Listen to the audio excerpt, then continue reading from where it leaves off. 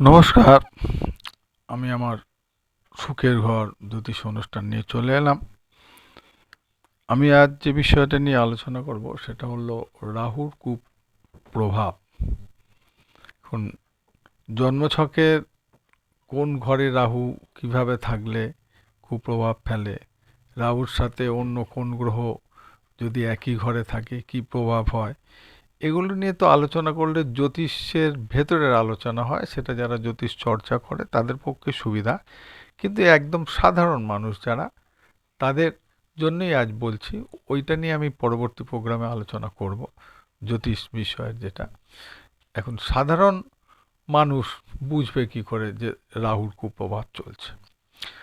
কোনো একটা মানুষ যদি দেখেন সবসময় ঝগড়ায় মধ্যে জড়িয়ে পড়ছে, কোনো না কোনো কারণে সংসারে অশান্তি তার লেগেই থাকছে, কিংবা সবাই খেতে বসেছে, কারুর পাতে চুল পড়ছে না, তার পাতে বারবার চুল আসছে, প্রায় চুল পড়ছে। কিংবা ধরুন সে নখ, চুল, দাড়ি কামাতে বা কাটতে চাইছে না, মন মারা হয়ে বসে থাকছে।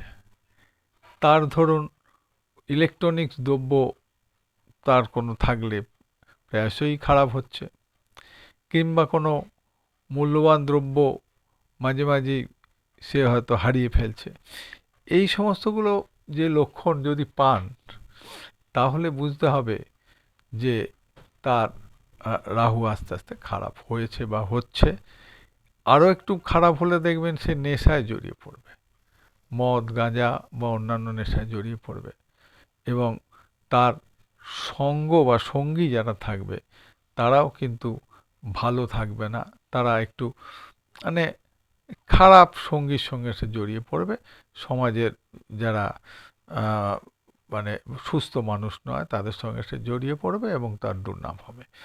এই অবস্থা থেকে উদ্ধার পেতে গেলে রাহুকে আপনি ধরে নেবেন তখন তার নিশ্চিত রাহু খারাপ। হ্যাঁ, তার দশা, অন্তর্দশা দেখে জ্যোতিষীরা বিচার করার আগেই আপনি বুঝে যাবেন যে তার রাহু খারাপ ঘরে বসেই। তখন আপনি কি করবেন? তখন আপনার কতগুলো টোটকা বলছি, সেগুলো করলে অনেকটা আপনি ভালো ফল পাবেন।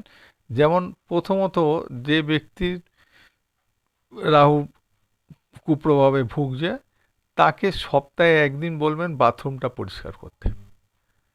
বাথরুমটা যেন সে পরিষ্কার করে, নিজে হাতে ঝাঁটা দিয়ে বা যে কোনোভাবে পরিষ্কার করবে। ২ নাম্বার, ওই চুল কাটা, দাড়ি কাটা এগুলো যেন সে পরিষ্কার রাখে, সেটা বলবেন।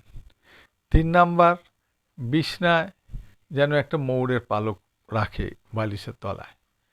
৩ নাম্বার। ৪ number, meditation. মেডিটেশনের মাধ্যমে রাহু গ্রহকে সন্তুষ্ট করা যায়। অনেকে গুরুর দীক্ষা নিয়ে করেন, গুরুর প্রণাম, গুরু জপ করেন। সকালবেলায় উঠে আপনি যদি ঠাকুর প্রণাম করে নেন, বা আপনি কোনো ধ্যান করেন, বা কোনো ওই যে কত রকম মন্ত্র রয়েছে, সেই মন্ত্রের মাধ্যমে যদি আপনি আপনার মনকে একটা ঈশ্বরের প্রতি ভক্তি দেখান বা আপনি মেডিটেশন করতে পারেন, তাহলে রাহু গ্রহ সন্তুষ্ট হয়। আর একটা জিনিস করবেন, আপনি গুরুজনদের প্রতি ভক্তি রাখবেন আর হনুমান চল্লিশা পাঠ করতে পারেন। যদি পাঠ করতে নাও পারেন, হনুমানজির কে আপনি যদি প্রণামও করেন, হ্যাঁ, কিংবা মাঝে মাঝে আপনি একটু ভোগ নিবেদন করেন, কিছুই না, একটু লাড্ডু বা কোনো সময় কলা নিবেদন করলেন এবং আপনি প্রণাম করুন, দেখবেন রাহু গ্রহের কুপ্রভাব থেকে আপনি অনেক অংশে মুক্ত পাবেন এবং সুস্থ জীবনযাপন করতে পারবেন। ভালো থাকুন, সুখে থাকুন, শান্তিতে থাকুন।